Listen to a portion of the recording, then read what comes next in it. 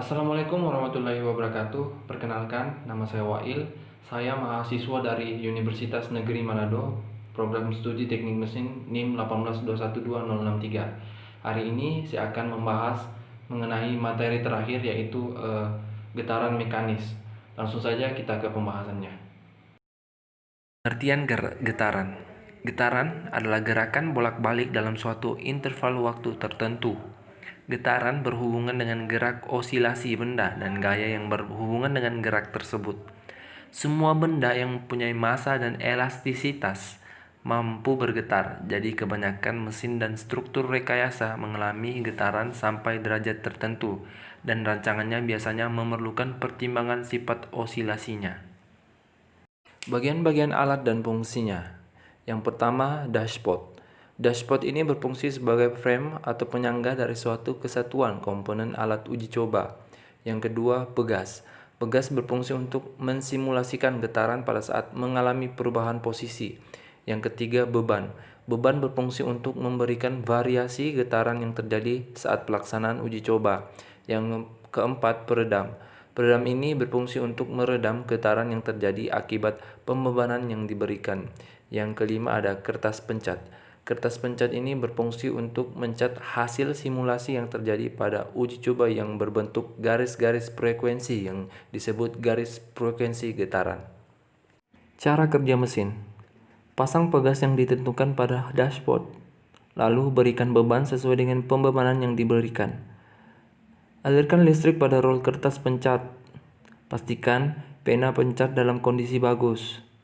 Lalu, tekan tombol mesin pencat pada dashboard, yaitu dengan sedikit menekan ke bawah sampai batas maksimal kertas pencatat.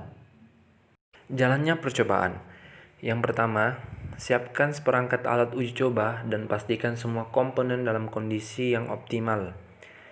Yang kedua, pastikan mesin pencatat frekuensi berputar dengan putaran yang konstan. Yang ketiga, untuk uji coba getaran dengan peredam, maka pastikan peredam dalam kondisi terpasang dengan benar. Yang keempat, tambahkan fluida cair pada silinder apabila fluida kurang banyak. Yang kelima, berikan batas jarak ukuran pada silinder dengan menggunakan kapur tulis. Yang keenam, siapkan stopwatch untuk mengukur waktu yang dibutuhkan silinder sampai mencapai titik maksimal. Yang ketujuh, setelah persiapan benar-benar matang, maka berikan parameter-parameter yang diberikan instruktur sesuai dengan ketentuan. Yang kedelapan, kemudian buka pena pencatat dan segera bekerja. Yang kesembilan, tekan tombol on guna menjalankan mesin pencatat. Yang ke-10, tekan tombol off setiap selesai melakukan sekali percobaan. Yang ke-11, tutup kembali tutup pena karena dapat merusak gambar hasil percobaan. Getaran adalah suatu gerak bolak-balik di sekitar kesetimbangan.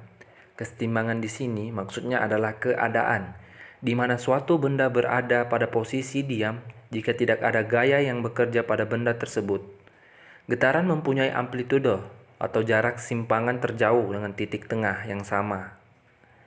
Analisis getaran. Dasar analisis getaran dapat dipahami dengan mempelajari model sederhana, massa pegas, peredam kejut.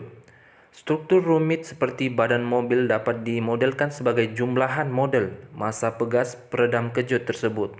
Model ini adalah contoh osilator harmonik sederhana. Gerak harmonik sederhana. Gerak harmonik sederhana adalah gerak periodik dengan lintasan yang ditempuh selalu sama. Gerak harmonik sederhana mempunyai persamaan gerak dalam bentuk sinusoidal dan digunakan untuk menganalisis suatu gerak periodik tertentu. Gerak periodik adalah gerak berulang atau berosilasi melalui titik setimbang dalam interval waktu tetap. Gerak harmonik sederhana dapat dibedakan menjadi dua bagian, yaitu gerak harmonik sederhana linier, misalnya penghisap dalam silinder gas, gerak osilasi air raksa, dan gerak horizontal. Sedangkan gerak harmonik sederhana angular merupakan gerak bandul, osilasi ayunan torsi, dan sebagainya. Gerak harmonik teredam. Secara umum, gerak osilasi sebenarnya teredam. Energi mekanik terdisipasi karena adanya gaya gesek. Maka jika dibiarkan, osilasi akan berhenti, yang artinya GHS-nya teredam. Gaya gesekan biasanya dinyatakan sebagai arah berlawanan B adalah konstanta menyatakan besarnya redaman di mana amplitude dan frekuensi angular pada GHS terendam.